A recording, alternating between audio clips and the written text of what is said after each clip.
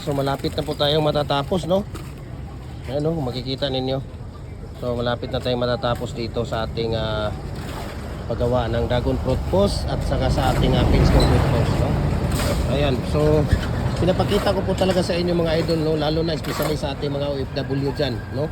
Mga OFW natin, no? Maganda talaga pahalagahan yung ating tawag dito, ipon, no? Ako 20 years din akong OFW. 20 years din akong OFW, kaya talagang napakahirap po, no? Napakahirap po talaga. Maganda talaga sa ibang bansa, no? Lalo na sa ibang bansa, napakaganda. Hindi ramdam ang gutom sa ibang bansa. Hindi ramdam ang tawag dito. Ang hindi ramdam yung walang pera, walang kung anong bilhin mo, napakabilis, napakadali lang, no? Hindi ramdam ang gutom sa ibang bansa. Pero pagdating mo dito sa atin sa Pilipinas, dito mo mararamdaman, no? Kung tawag dito, especially nating mga OFW, wala na tayong mga tawag dito trabaho, no? Maganda talaga magbi-business ka na lang, no? Kaysa nasa ibang bansa ka.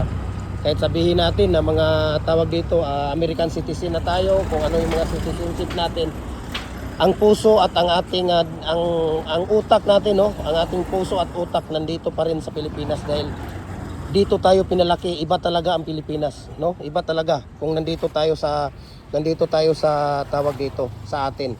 Kasi yung mga kamag-anak natin nandito lahat. Halimbawa, pamilya, dala mo doon na yung pamilya mo.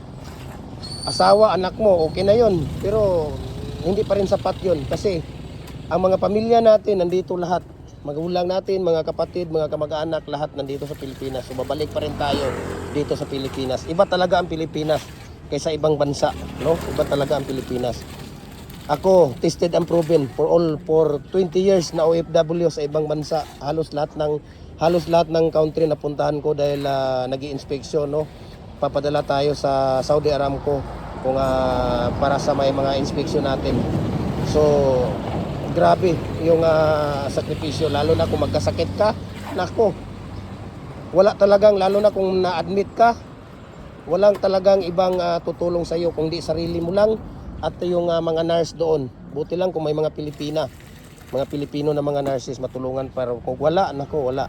So ito na, no, tapos na yung natin, no, tapos na po siya. So maghintay tayo ng 15 to 18 minutes dito bago natin tanggalin yung ating molder. Tapos ubos na rin yung ating minasa dito. Ayan, kung makikita ninyo, ubos na rin, wala na. Okay, wala nang minasa. Kaya tingnan natin. Ayan, okay, tingnan natin, tapos na. So maghintay tayo ng tawag dito 15 to 18 minutes, no? Ayan, tapos na. So kailangan alog-alogin yung mating para na hindi ampaw yung ating gawa.